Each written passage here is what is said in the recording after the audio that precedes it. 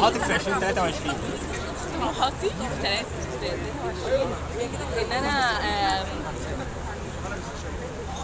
انتوا موتريني ان انا انجح اكتر في شغلي واثبت نفسي اكتر في السينما، وان to be more noticed in the cinema industry، واتمنى السلام الداخلي ليا، وان الوسواس القهري يهدى شويه من على عيلتي، لان انا مريضة وسواس قهري يعني، واتمنى لكل الناس عندهم وسواس قهري كمان ان هم يشفوا، و2023 تبقى بداية احسن ليهم، واتمنى السلام لكل الناس.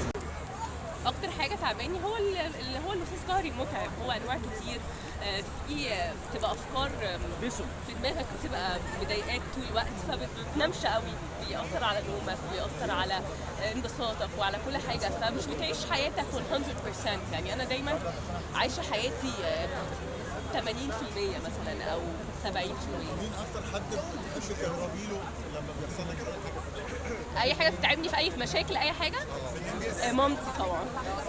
معايير اختيارك للادوار اللي بتقدميها ازاي؟ انا بحب البيبي ستابس، يعني بحب الستابس تبقى بالراحه، مش بحب ان انا اكون مستعجله، علشان نحترم المشاهد، مش كل حاجه بتيجي لازم اعملها.